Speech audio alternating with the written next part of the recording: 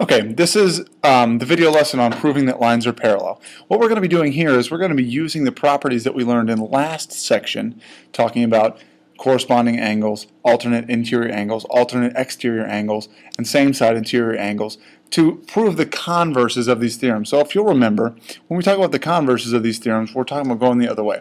So converse of the corresponding angles postulate says to us that we are going to be spending some time talking about angles that are corresponding. So we have angles 1 and 2 here who are corresponding. We're saying if two coplanar lines are cut by a transversal so that a pair of corresponding angles are congruent, then the lines are parallel. So here's what this looks like.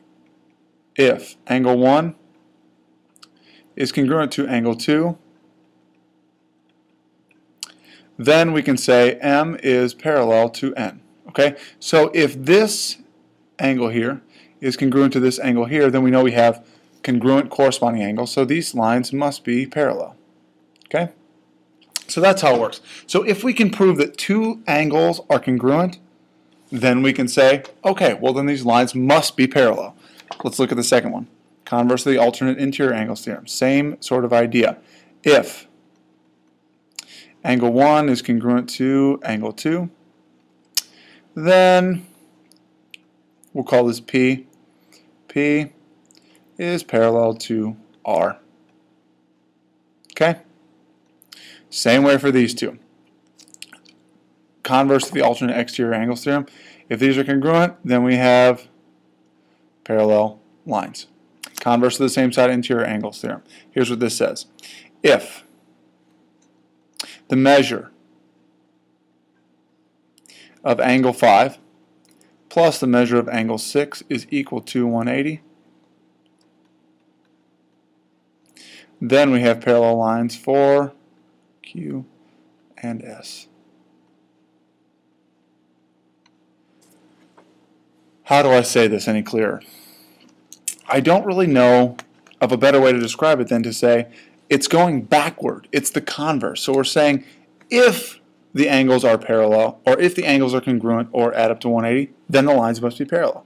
Okay? So this is how we're working it. So when we get into these problems here, what we're saying is use the converse of the corresponding angles postulate and the given information to show that L is parallel to M. Well, this is L here, and this is M. So if 1 is congruent to 5, then we can say by the corresponding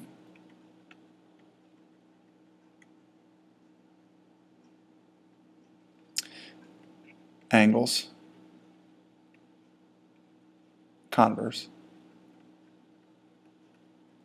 postulate, then we could say L is parallel to M. That's how it works, guys. That's how it works. So if these two are corresponding, which they are, and they're congruent, then these lines must be parallel. So I can mark these parallel. Okay? Now, in the second part, we're not assuming that the top part is true. So we're going to start from scratch on our diagram here. We don't have any of this stuff. We're still talking about L and M. But we have angle 4. This is what we're talking about here. We're talking about angle 4. And we're also talking about angle 8. Think about what this means. This is saying that we are going to be talking about these two angles. So let's see, if we have x is equal to 65, how is that going to affect angle 4 and angle 8? So let's see. If I put in that the measure of angle 4 is equal to 2 times 65, and that's plus 10, and the measure of angle 8 is 3 times 65, minus 55, I'm going to end up with 130 plus 10 is equal to 140. So the measure of angle 4 is equal to 140.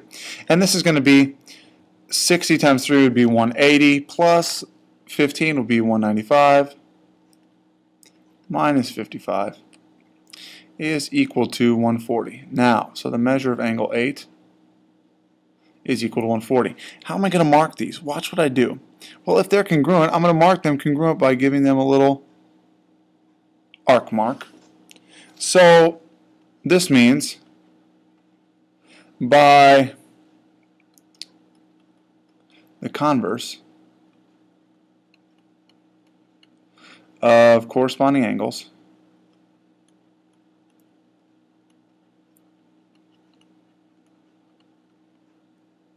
theorem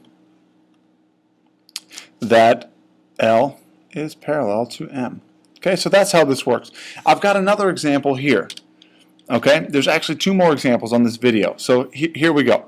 We're going to use the converse of the corresponding angles postulate once again. If you want to pause this and do it on your own, that's fine. So I've got 1 and 3. That's what I'm talking about. So that's pretty much straightforward. So we can say that L is parallel to M. We're going to call this L. This is M. Okay, this is the one I'm most interested in because this has the multiple parts. Okay, so let's see. If I know that x is 13, I'm going to have that this is 4 times 13 plus 25. And this one is going to be 5 times 13 plus 12. So I've got that this is equal to 40, 52 plus 25. And this is going to be 50, 65 plus 12. Okay, so this is going to give us 77, and this is going to give us 77 also. So the measure of angle 5 is 77, and the measure of angle 7 is 77. So that means that 5 and 7 are congruent. So I'm going to mark them congruent. So L must be parallel to M by theorem, and that is converse of corresponding angles theorem.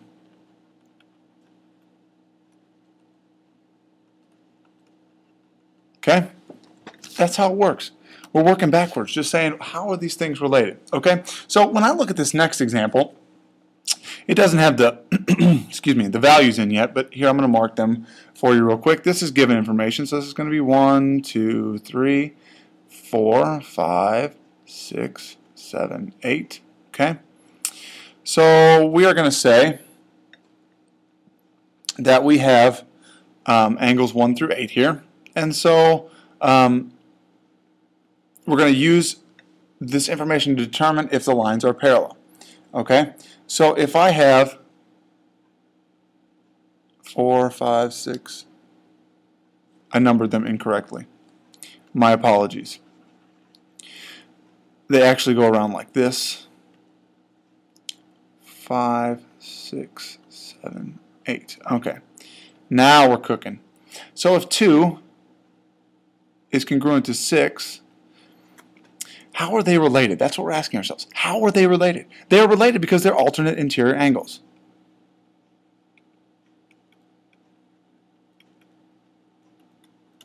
Okay, so that means by the converse of the alternate interior angles theorem, that R is parallel to S. Okay? So that's how this works. We're doing the same thing, guys. We're testing out what we've got.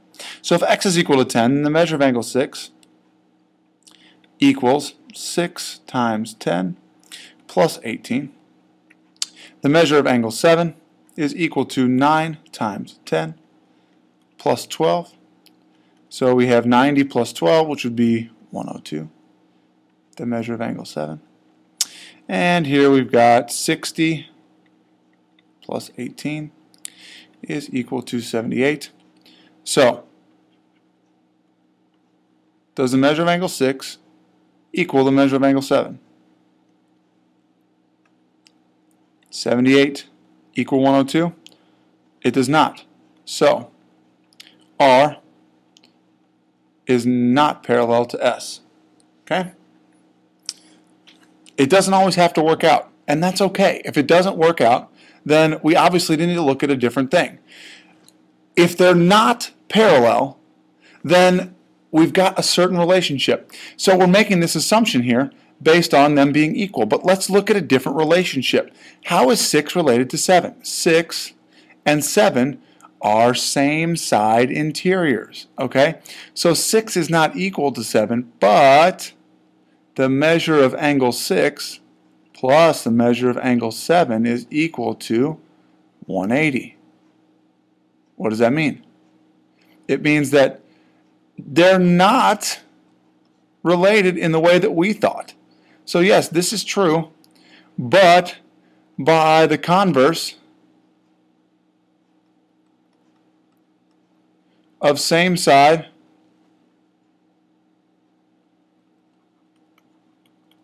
interior angles